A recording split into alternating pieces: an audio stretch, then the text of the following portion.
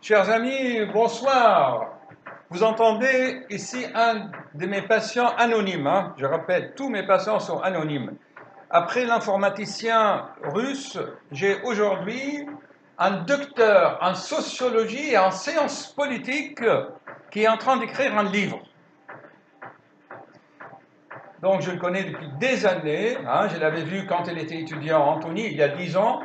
Et je l'avais rencontré donc à Paris pour vous dire comment l'inconscient collectif ou comment le cosmos, n'est-ce pas, nous relie tous ensemble. Hein, et nous avons tous des karmas, hein, n'est-ce pas, à valider entre nous.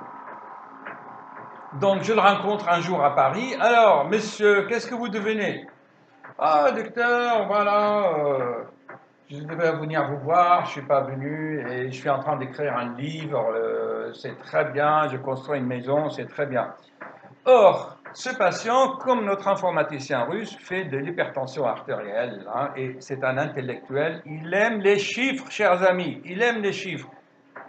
Donc, je le vois au mois de septembre et je lui demande une prise de sang, n'est-ce pas? Je lui demande une prise de sang et je lui dis, allez-y, voici, donc je lui fais ici une ordonnance, comme vous voyez, allez-y, prenez ces médicaments strictement, vraiment comme c'est écrit. Voilà. Et quand vous faites la prise de sang, ben, on peut se voir ou on se contacte par mail. D'accord? Voilà. Donc le patient repart, il construit sa maison, il écrit son livre, etc. Et il fait donc des douleurs cardiaques atypiques, il voit des médecins en urgence et ils oublient tous les résultats de la prise de sang. Le bilan biologique n'a pas été intégré dans le raisonnement des médecins qu'il a vus. Or, comme je vous l'avais expliqué dans mes deux vidéos numéro 99 et numéro 100, s'il vous plaît, alors abonnez à la chaîne pour que vous voyez dérouler les vidéos. Si vous n'êtes pas abonné, vous ne pouvez pas voir les mises à jour et les vidéos tous les jours. Donc, je le revois aujourd'hui, il a arrêté les médicaments, n'est-ce pas? Il avait un médicament pour l'estomac, ça a été aussi arrêté. Il a arrêté le médicament pour l'estomac. Je suis cardiologue, mais je soigne l'estomac, l'Helicobacter pylori. J'ai fait une vidéo là-dessus.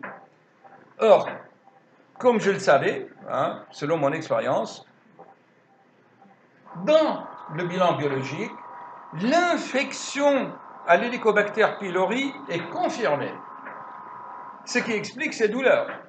Mais les patients, comme je vous l'ai toujours dit, ils veulent valider leurs croyances, ils jouent au docteur, ils prennent leur tension, ils vont valider leur raisonnement à eux. Voilà. Donc, que dire pour ces vidéos? Eh bien, ça rejoint tout ce que je dis depuis des mois. Le fonctionnement de l'être humain est extrêmement complexe, d'accord? Rendez à César ce qui est à César, ok? Et quand vous voyez un médecin qui est en train de faire un raisonnement global, faites-lui confiance. Si un médecin fait un raisonnement unitaire, n'est-ce pas, par organe, évitez-le. Je vous répète, l'être humain n'est pas un cœur, n'est pas un œil, n'est pas des poumons, n'est pas un estomac, l'être humain est un tout. Seul le médecin qui raisonne de la globalité peut. Alors, ce patient, il a une infection bactérienne à l'estomac, qui lui explique les douleurs et les palpitations par le reflux, comme je l'avais expliqué dans ma vidéo numéro 99. Il a une perturbation de bilan de cholestérol, n'est-ce pas?